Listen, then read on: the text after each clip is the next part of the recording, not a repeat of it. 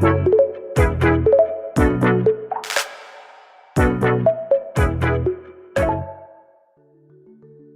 and welcome to Inside Eugene. I'm your host, Marin Stewart. Each episode, we take you behind the scenes of the City of Eugene Library, Recreation, and Cultural Services Department to meet the people and programs that make the Eugene, Oregon community vibrant and connected. Today, we're talking about one of the library's most popular annual traditions, summer reading. From June through August, all ages are invited to join in with free books, creative activities, and events designed to keep imaginations active all summer long. Joining me is Martha Sutherland, the Adult Services Supervisor at Eugene Public Library. She is one of the amazing staff leading this effort. We'll explore what's new this year, why the program matters for readers of all ages, and how the library continues to build community through books, learning, and play. Let's get started. Welcome, Martha. Well, thank you so much for having me, Marin. So give us an overview of summer reading. What is it? What goes on at the library? All that good stuff. So many things happen. So quick overview. Summer reading begins on June 1st and ends on August 31st. The inception of summer reading was to help prevent what is called the summer slide. So during the long summer break, it's really easy for kids to forget the things they learned during the school year, and that the pause in practicing the skills of reading, writing, and critical thinking can delay development in those areas. So programs like summer reading help kids continue to build on those skills and create a fun environment for youth to explore and be curious. It is a time for folks to come visit the library, of course, engage with all of our regular resources and collections and, the staff that we see every day at the desks, but with the added bonus of getting to take things home with them and keep. So, of course, books, the scavenger hunt sheets that will have wonderful, colorful illustrations of birds on them, bingo cards that will offer them opportunities to read, maybe outside of their box. This year, the bingo cards are a little more geared towards children, so much more simplified categories. But yeah, summer reading really is just about staying engaged with the written word and also with the library and our services, our activities, our programs. I think it's going to be a really great summer. It's going to be a lot of fun for people of all ages from 0 to 100 plus. All right. That sounds awesome.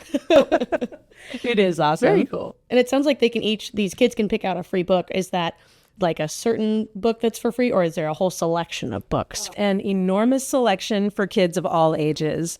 And they are available in book bins, so very easy to flip through. The kids can just pick a book based on a really colorful and wonderful cover, or if they're looking for something that, appeals to them or some kind of thematic story, then yes, they have a huge variety to choose from. So tell me about the adults. I know for adults, there's a certain one or two books, right, that they can choose from? Yes, indeed. There are 2 books to choose from this year. One of them is Hollow Kingdom by Kira Jane Buxton, and Better Living Through Birding, Notes from a Black Man in the Natural World by Christian Cooper. Awesome. And so talk to me about why these ones were chosen for adults. Why these books? So we selected Hollow Kingdom for its wide appeal, its Pacific Northwest setting, and for its emphasis on environmental degradation and survival and adaptation in a world that is rapidly changing. Hollow Kingdom is a post-apocalyptic fairy tale narrated by a foul-mouthed but big-hearted domestic crow. It does come with a content warning for profanity, violence, and death. And I know that sounds grim, but there are many moments of humor, beauty, deep emotion, and ultimately the will to search for light in darkness. We selected Better Living Through Birding, which is part memoir and part nature writing in a voice that is underrepresented in the publishing and environmental fields. The book itself brings awareness to safety and inclusion in public spaces as well. Better Living Through Birding is by Christian Cooper, who is the birder who went viral after an encounter in Central Park where he asked a woman to leash her dog in a marked wildlife-sensitive area, and she falsely accused him of threatening her. So Christian Cooper, for those who don't know, is Black and gay, and his book addresses the complexities of navigating his life with a focus on his passion for birding as a source of joy and solace. So these books share common themes that we used as a basis for planning our programs this year and other engagement activities. Awesome. And have you read The Better Living Through Birding yet? I'm almost done. I have about 3 chapters left, and it is excellent. Okay, great. Sweet. And so can people come get both, or do they have to pick one or the other? They do have to pick one or the other. And I do want to point out that each book has inside the inside cover a book plate indicating that this book belongs to the person who has selected it and that it is a gift from the Friends of the Library. So they are great benefactors and advocates for us. And I feel that I should give them a shout out on this podcast. You absolutely should. We love the Friends. Absolutely. So talk to me about how long you've been involved in planning summer reading and what makes you reinvigorated or re-excited about it every year. Probably working with librarians and exploring the possibilities for new approaches to programming. So building upon a theme and really engaging the community with our services programs, with our staff, and with one another, but building on the themes of the books. And of course, these 2 books share common themes. Awesome. And tell me about each of the events that go on with summer reading. Oh, okay. Well, shall I start with youth events or adult events? Yes, let's start with youth. Okay, let's start with youth. I've got a whole giant list of things. So our youth programming stays relatively consistent through the summer months, which is important for kids and families. We will continue to offer weekly programming for ages 0 to 19, but we do have some very special things planned. Our story times will remain relatively the same, but the big change is that we'll have our Saturday family story time at Aubrey Park. Kids and teen programs will have a few special guests, like the University of Oregon's Museum of Natural and Cultural History, arthropod ambassadors, the Eugene Symphony, the Pollinator Project, and some community artists who will be sharing their crafting expertise. Of course, we will have our annual Teddy Bear Picnic on July 19th at the Amazon Park Amphitheater, and 2 Comic-Con events. We have Lil Comic-Con for kids and tweens, ages 9 through 12. Let's see, those kids can join the teens in our 3rd annual Comic-Con event that will happen at the downtown branch this year. As always, anyone between the ages of 0 and 19 can visit any of our 3 branches to pick up their free summer reading book giveaway. The deal is 1 book per kid per summer, but this ensures that kids have the opportunity to have access to at least 1 book during the summer, though we'd love for them to visit their local branch and borrow lots and lots of books. For ages 0 through 12, we'll have our normal summer reading bingo challenge. Kids can work on filling out their bingo sheet throughout the summer, but beginning on July 15th, they can return their bingo card to their local library branch to receive a ticket to an end-of-summer pool party. We will have 3 different pool parties, so that way each community can visit their local pool, but it is limited to 1 ticket per kid and their family for the summer. Wow, so much going on. What are the more adult events going on for summer reading? So on Saturday, August 9th, Kira Jane Buxton, who wrote Hollow Kingdom, will be doing an author talk at the library. And so she'll talk about what it's like to narrate a story using the voice of a crow.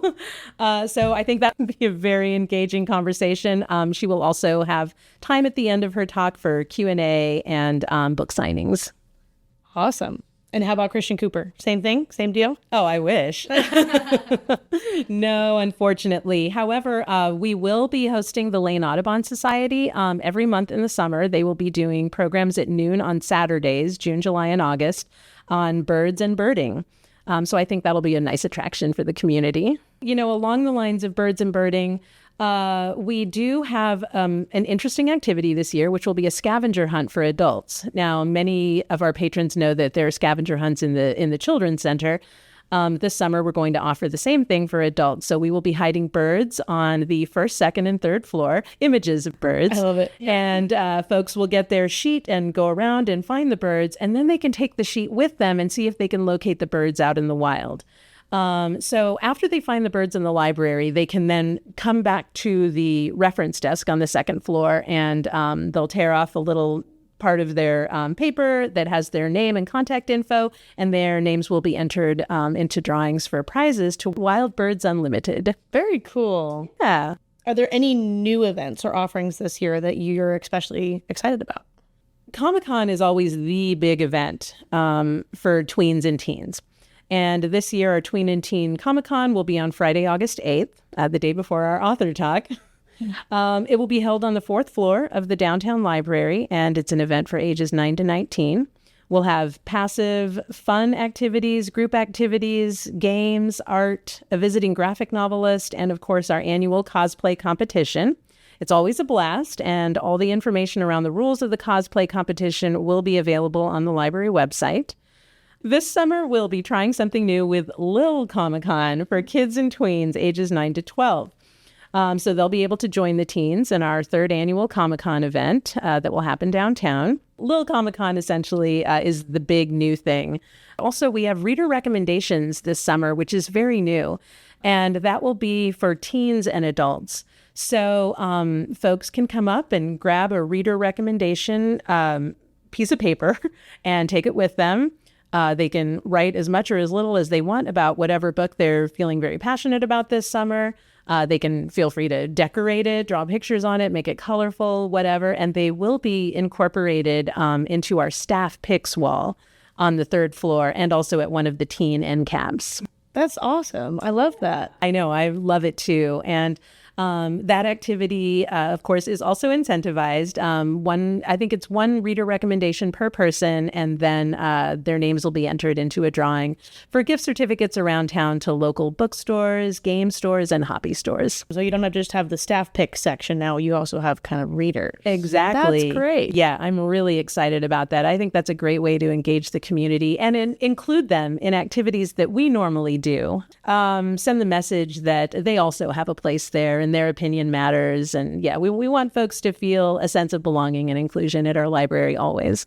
Can you share a favorite memory or moment from a past summer reading event or experience that has stuck with you?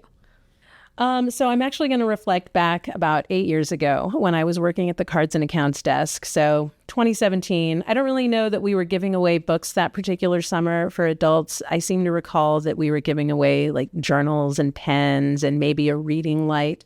And children, of course, had their vast selection of books from which to choose. But I was working at the Cards and Accounts desk, and I had an opportunity to interact with a mom and her children who were there that day to get a library card.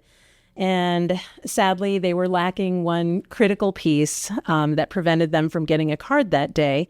So they were understandably disappointed. But when I let them know that we had books for giveaway for the kids and giveaway prizes for adults and a bingo card, they were all very delighted and surprised that they could still access those things to keep without having a library card. So I think that story encapsulates the idea that summer reading really is for everyone, and the library is a place where no membership is required to benefit from our resources. That's sweet. I didn't know that you could do summer reading and not be a member of the library. Yeah, any visitor to our library, if somebody's visiting grandma from out of town or some child, that grandma can bring them into the library and grab a book for them. Awesome.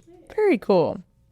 Any other events going on this summer or goings on that you want to talk about?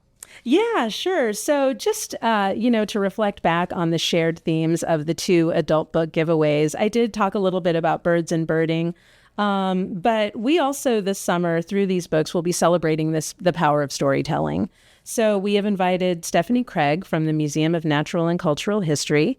Stephanie is a native basket weaver who will provide a presentation and demonstration of Calipuyan basket weaving on Saturday, August 2nd. And of course, the following week is Kira Jane Buxton. And a week after that, we are hosting Our Bold Voices, LGBTQ plus storytelling. So this is a touring group that reached out to me not too long ago, and they just published a book called Defiant Moments, Unyielding Queer Voices, Unstoppable Change. And the program itself will be a 90-minute session in which several authors will read excerpts from their stories, followed by Q&A and book signings. And along the lines of storytelling, we are also doing a Share a Story activity that we also lovingly refer to as sticky stories because they are on Post-its. And this is an engagement activity available at the downtown library just outside of the Emerald Room on the second floor. So folks can come and share a small story for others to read in any language. All languages are welcome. And after they share a story, they can visit the reference desk on the second floor and ask for a sticker. Very cool. I love that. Me too. I'm really excited about summer reading this year. Yeah. Because of the thematic programming. You know, I love getting books and building themes around them.